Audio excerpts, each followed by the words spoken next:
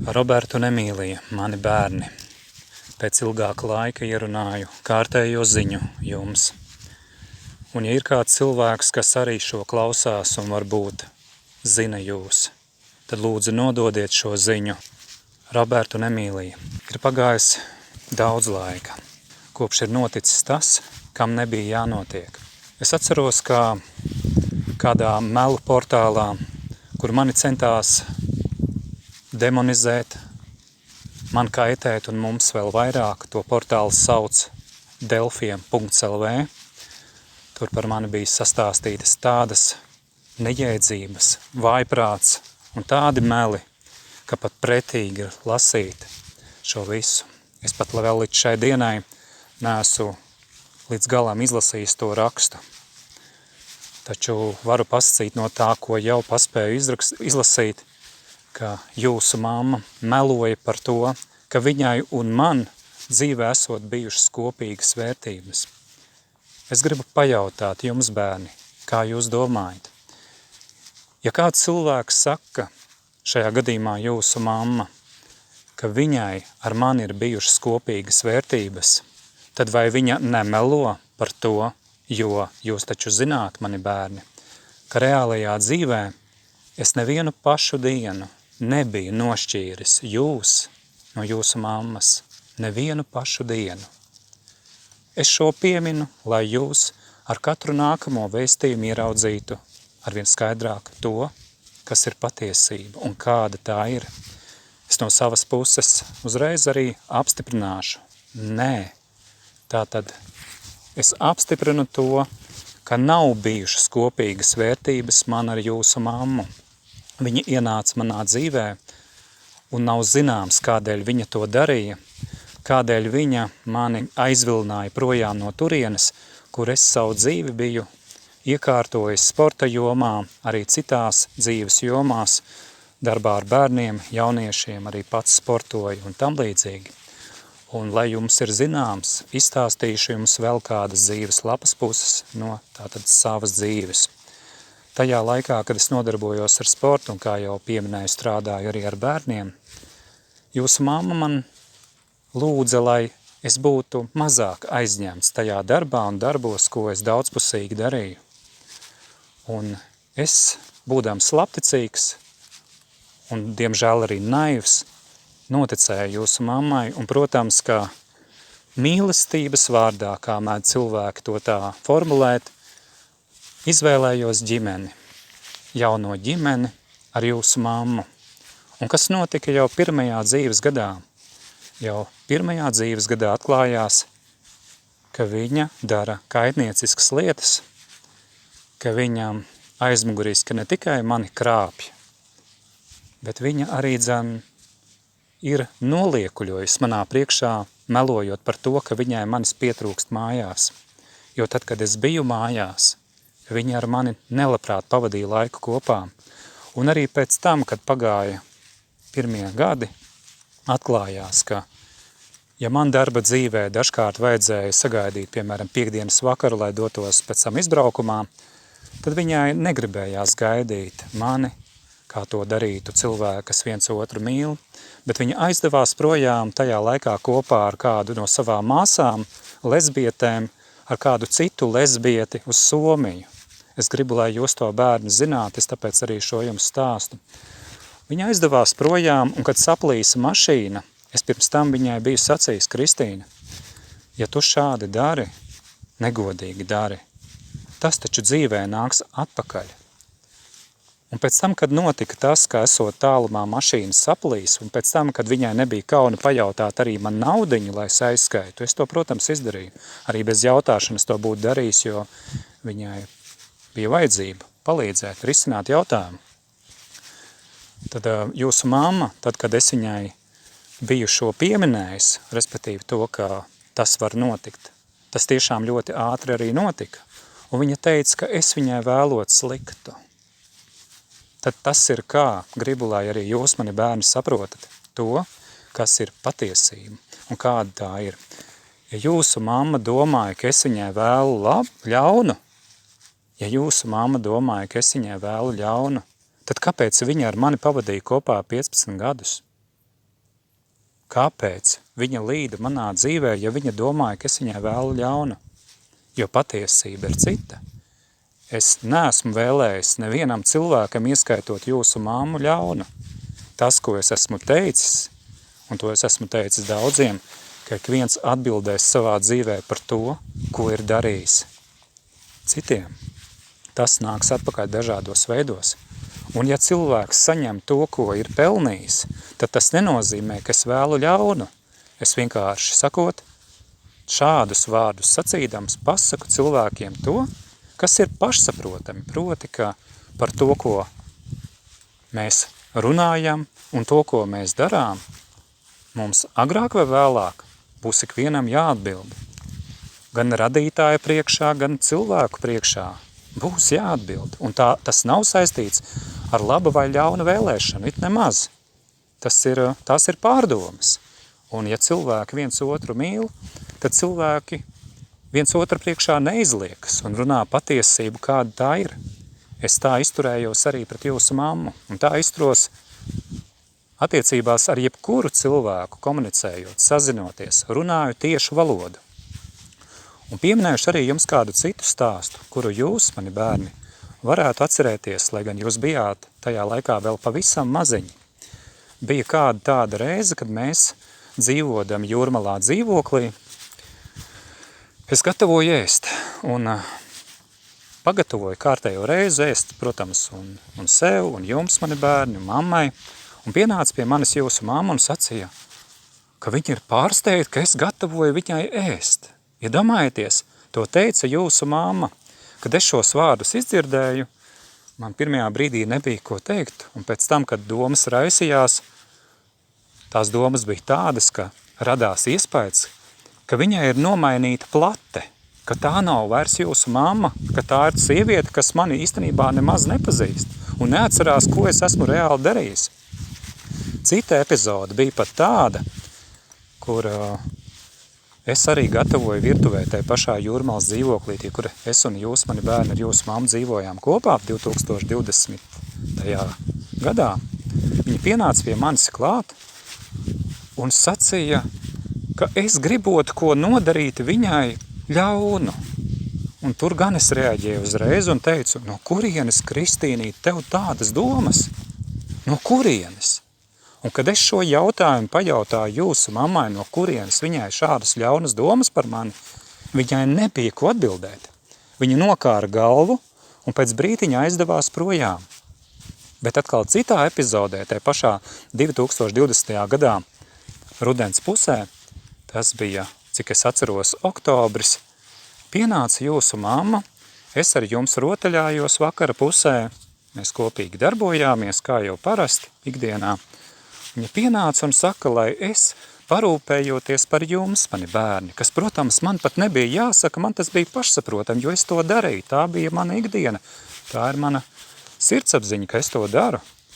Viņa pienāca klāt, uzsvēra to un pati aizgāja savā istabiņā, piebilstot, ka viņai ir depresija.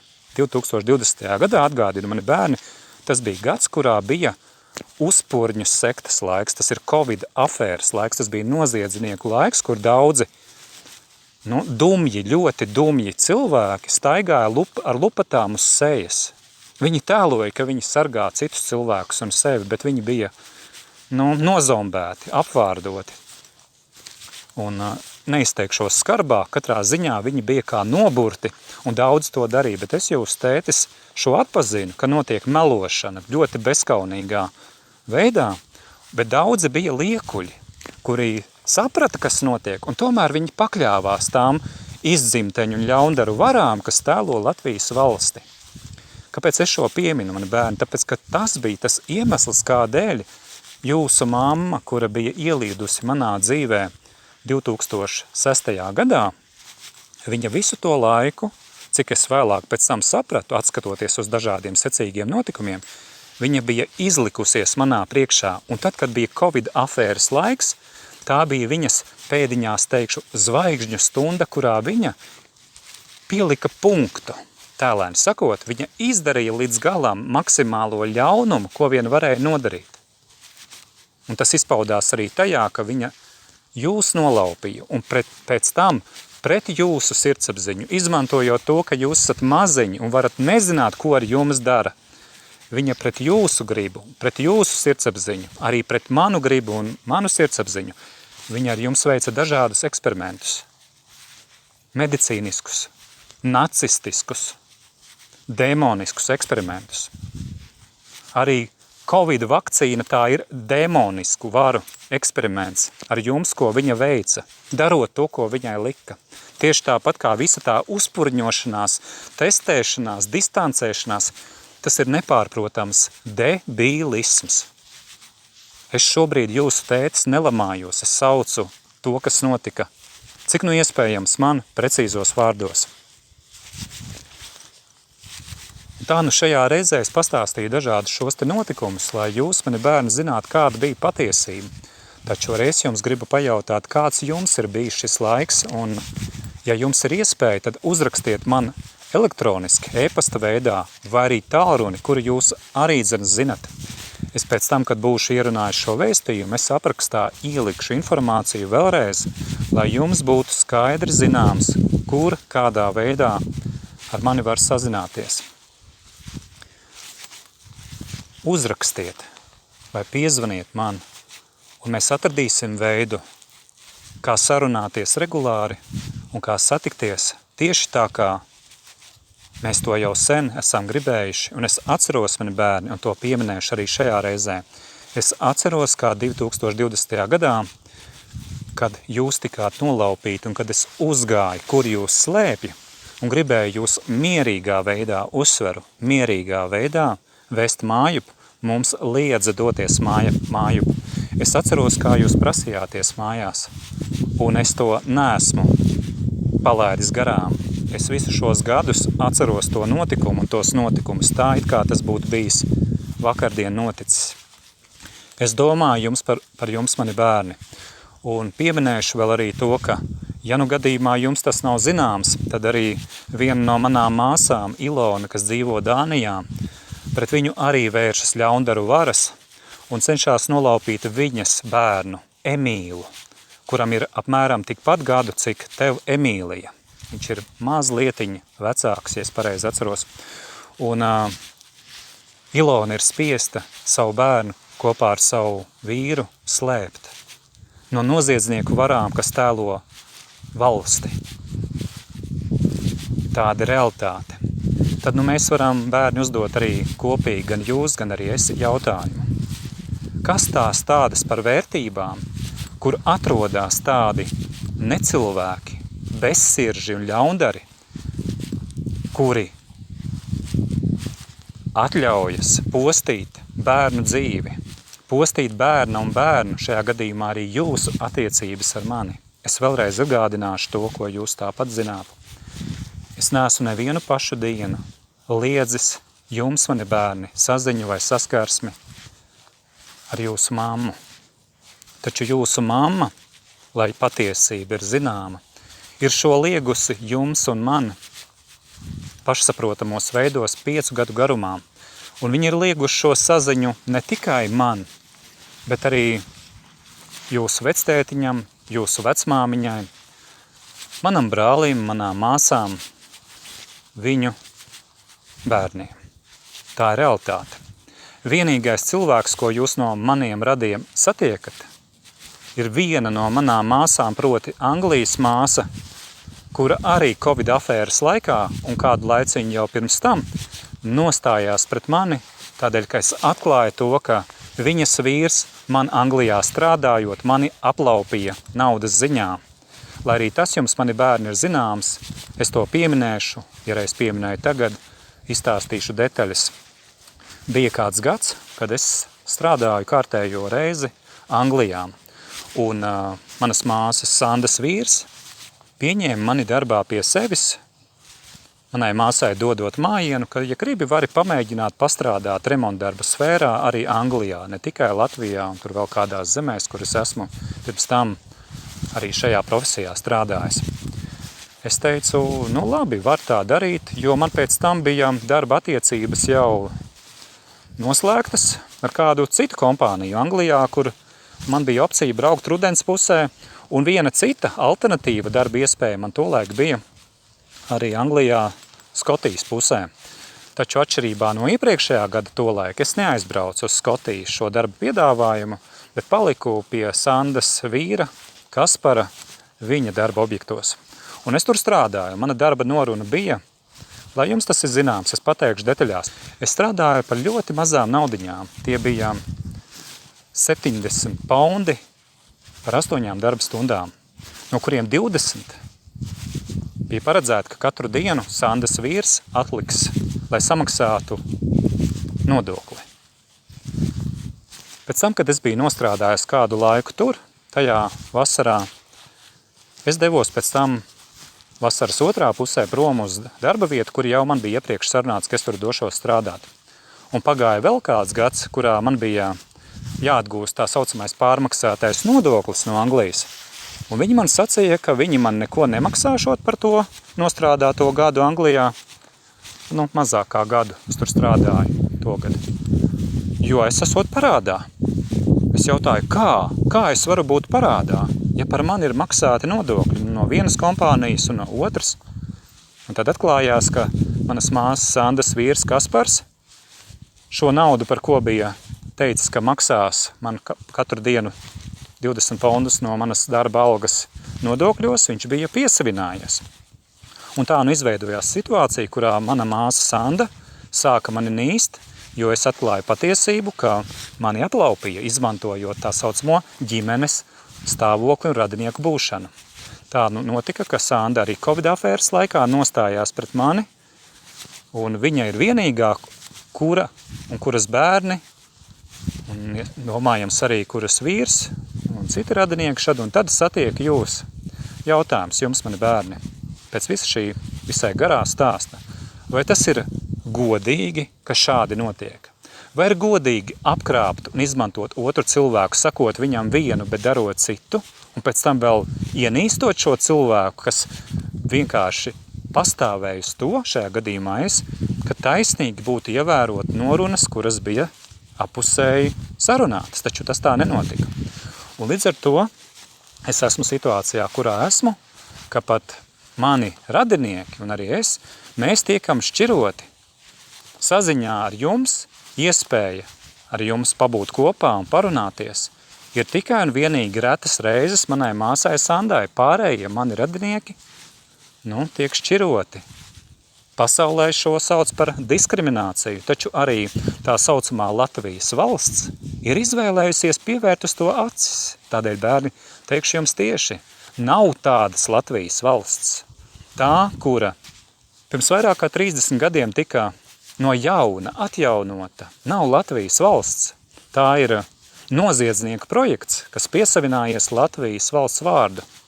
Un ir daudzi liekuļi un izlikšanās speciālisti, kuriem nav kauna tēlot, ka viņi šeit ievēro likumus, taisnīgumu un cīnās par taisnīgiem noregulējumiem dažādās konflikta situācijās. Arī mūsu situācija un notikums, kas turpinās, ir tā pieredze, kas tieši šo arī pierāda, ka viņi liekuļo. Ja jūs, mani bērni, zinātu to, cik daudz es jūsu tētis esmu rakstījis, man pat ir palīdzējis kāds man ļoti tuvs draugs rakstot ziņojumus, lai būtu iespēja ātrāk aizklauvēties līdz tiem, kas tolaik mums likās nezina patiesību, bet izrādījās vēlāk, ka viņi nevis nezina, bet negrib. Negrib zināt patiesību. Viņi jautājumus neuzdod. Tie maitas, kas ir pie varas, viņi liekuļo. Viņi tēlo, ka viņi palīdz cilvēkiem, bet būtībā tie ir atrakstīšanās speciālisti. Tie ir tādi iemācīti maitas, kuri smaidot skatās mums sejā, bet aizmuguriski tīši kaitē. Šādiem maitām ir raksturīgi arī tādi paņēmieni, kā tad, kad viņi ir izdarījuši pāri, viņi mēdz pateikt, vai cik viņiem esot žēl, viņi saka, man ir žēl, ka tā notika. Un pēc tam, ko viņi dara? Viņi turpina kaitēt. Tā dara maitas. Un šādi maitas šajā tā saucamajā valstī ir ļoti, ļoti daudz. Es jums, mani bērni, esmu aicinājis arī agrākos savos vēstījumos, tā arī tagad to pieminēšu. Domājiet ar savu galvu, katrs patstāvīgi. Nepakļaujieties nevienam. Nevienam cilvēkam nav šajā pasaulē jābūt pakļautiem citiem. Nevienam nav jābūt izmantotam. Mēs neesam mantas. Nav jābūt tādām attiecībām, kur cilvēks cilvēku pakļauj vai izmanto. Apstiprinu šo vēlreiz. Un tieši tāpat kā vēlākos gadus, kad jūs jau būsiet paaugušies un lieli, atcerieties, mani bērni, nekad ne ar vienu cilvēku neielaidieties tādās attiecībās, kuras pārtop par precībām. Precizēšu. Vārds precības nozīmē preču attiecības. Cilvēki nav preces. Tieši tāpat kā, kas attiecās uz tā saucamo valsti, cilvēki nav valsts piederīgie. Neviens cilvēks nepieder nevienam citam. Pat jūs, mani bērni, nepiedariet ne man, ne valstī, ne jūsu mammai, ne kādam citam. Jūsu dzīvība ir Dieva dāvana, un tas, kādu jūs augāt un augat, arī tā ir Dieva dāvana. Ja ir kāds, kam mēs piederam, tad tas ir vienīgi radītājs, kas mums dzīvību devis un kas dod arī visu nepieciešamo, lai mēs būtu šai pasaulē. Un tie, kas piedalās, lai šad un tad dzīvē parūpētos par mums, cik nu kurš, neviens sirdspuksts nebūtu iespējams bez Dieva gādības, lai mēs spētu rūpēties viens par otru. Šajā reizē es jūs tētis pastāstīju daudz un dažādas pārdomas no dažādiem dzīves notikumiem, kādas arī tādas, ko jūs līdz šim nezinājāt, bet ņemiet šo vērā, mani bērni, ka tas pareizais ceļš ir patiesības ceļš. Tas ir ceļš, kurā cilvēki var paskatīties viens otram acīs godīgi un uzdot jebkuru jautājumu. Un nebaidīties no patiesības, nevairīties no tās. Ja jūs sastopat cilvēkus, kuri saka, ka tavi jautājumi vai jūsu jautājumi ir muļķīgi vai lieki, vai arī aicina jūs paklusēt, vai kā tam līdzīgi izturās, ziniet, visbiežāk šādi izturās maitas un liekuļi, kuri jums vai mums ir mēģinājuši vai mēģinās pielīst, taču nelaidīsim tādus sev klāt. Maitas, lai iet savu ceļu, un viņi paši saņems to, ko ir sastrādājuši. Bet, lai izvairītos no posta, ko viņi dara, ir svarīgi atpazīt cilvēkus no necilvēkiem. Es aicinu jūs, mani bērni, kā teicu jau arī šī vēstījuma sākumā, atrast iespējas ar mani sazināties. Un šobrīd es ierunāšu arī šeit vēlreiz to, ko esmu daudzkārt arī citos vēstījumos pateicis vai arī uzrakstījis. Mans e-pasts ir manai tautai, kopā rakstās manai tautai @gmail.com un mans tālrunis ir 298 11 361. Ja gadījumā ir tā, bērni, ka jūs esat mēģinājuši sazināties ar mani, un tas jums nav izdevies tādēļ, ka ir ierobežots jums iespējas sazināties ar mani, vai tehniski, vai arī dzen to dara tā saucamās valsts morālie kropļi, kas bloķē jūsu numuru attiecībā pret saziņu ar mani, zvanot uz manu numuru. Tad es gribu, lai jūs zināt, ka jūs varat droši sazināties arī ar manu māsu Ilonu Dānijā, ar manu māsu Mairitu. Jūs atradīsiet laika gaitā arī gadiem ejot, kā viņas atrast, vai arī sazinieties ar manu mammu Selgu. Šie cilvēki varēs jums pastāstīt jau kādas ziņas par mani, kā ar mani varētu sazināties. Mamma zinās mazāk, Mairita arī maz, bet drusciņi vismaz viņi varēs pastāstīt jums un pēc tam pastāstīt, uzrakstīt arī man, ka jūs esat mani meklējuši. Man nav iespējas ar jums sazināties, jo jūs, mani bērni, tiekat slēpti no manis. Es jums to atgādinu. Jūs, manus bērnus, slēpt no manis, vai nu Latvijā vai citā zemē, bet jūs tiekat slēpti. Es jūsu tētis par jums domāju, un arī šodien, atnākot tuvāk dabai, arī šodien, kad bija iespēja ievākt dabas ražu, ogu veidā, sēņu veidā, esmu nonācis kādā no tādām vietām, kur domas raisās par jums, mani mīļie, un tādēļ arī tapa šis vēstījums. Es domāju par jums, mani bērni, un ilgojos jūs redzēt, jūs dzirdēt. Un ja jūs meklējat arī mani un patiesību, tad jūs arī atradīsiet. Es ticu, ka jūs meklējat. Es meklēju jūs. Uz saziņu citā reizē.